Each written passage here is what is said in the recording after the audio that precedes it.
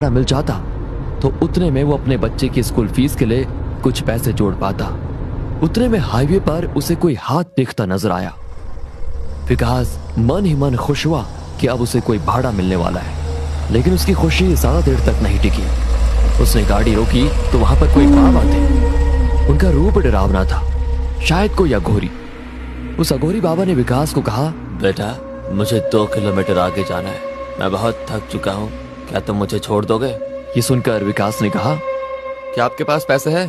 पैसे तो नहीं है मेरे पास, लेकिन पैसे से बढ़कर बहुत कुछ है तुम्हें देने के लिए। बाबा आज के जमाने में पैसा ही तो सब कुछ है। ठीक है, आपके पास नहीं है तो चलो छोड़ देता हूँ आपको, आओ बैठ जाओ।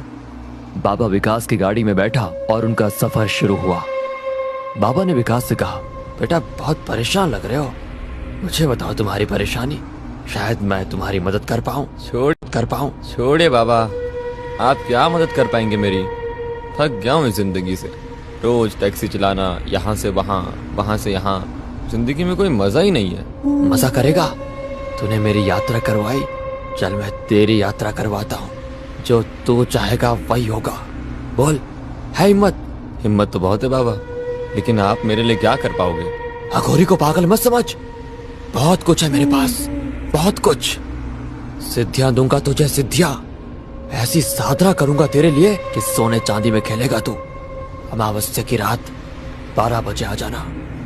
बड़े बड़े सपने देखने वाला विकास अघोरी की बातें सुनकर लालच में आ गया और ठीक समय पर उस जगह पर पहुंच गया जहां अघोरी ने अपना डेरा जमाया हुआ था। उसने अपनी साधना की शुरुआत कर दी थी। विकास को देखकर अघोरी ने कहा, आ गया बच्चा, अब जैसा मैं कहता हूं तो वैसा कर।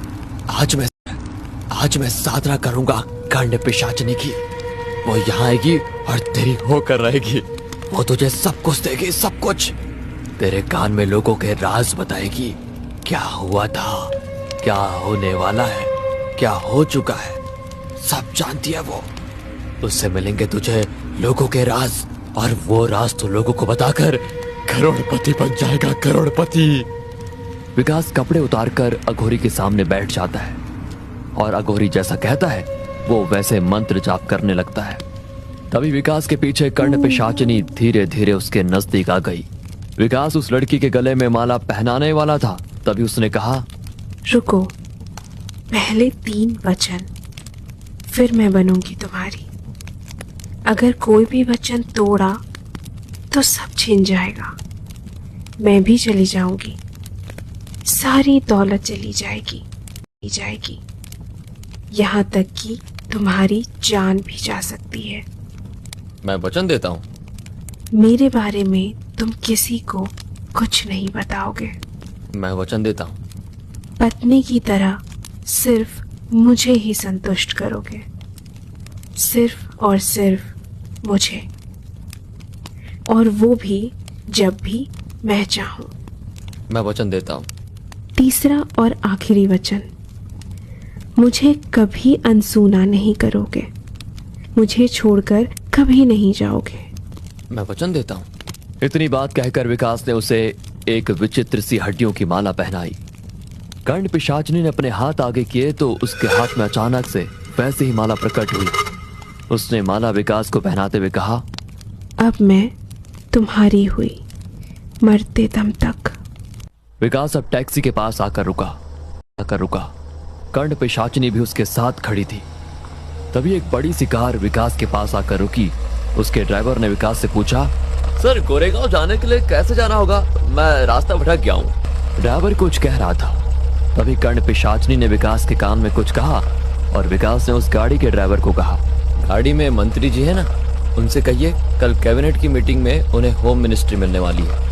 विकास की बातें सुनकर पीछे बैठे मंत्री जी ने कार का कांच खाली करते हुए कहा, तुम्हें कैसे पता कल कैबिनेट की मीटिंग है और मुझे होम मिनिस्ट्री मिलने वाली है?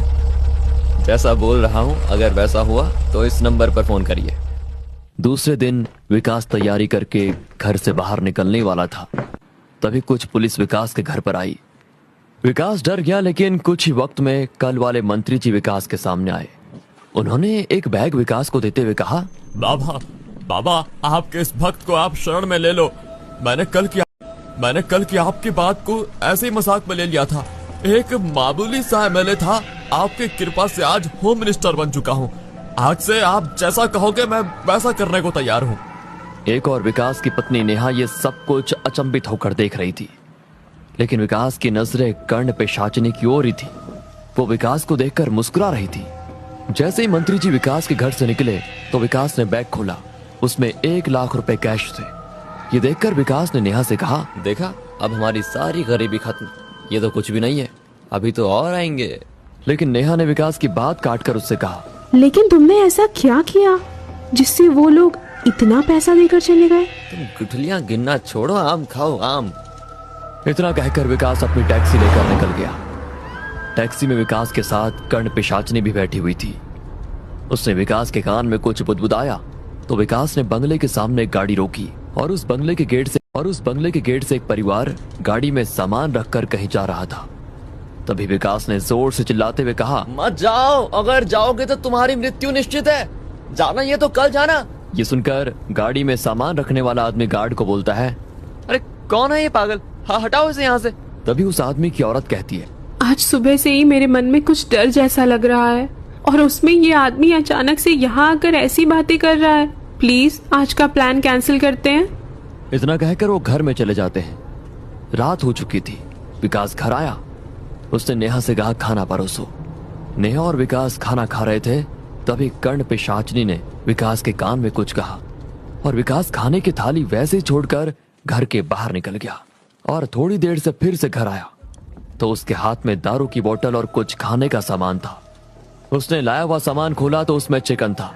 मुर्गे की बड़ी बड़ी लेग पीस खाते हुए वो दारू पीने लगा।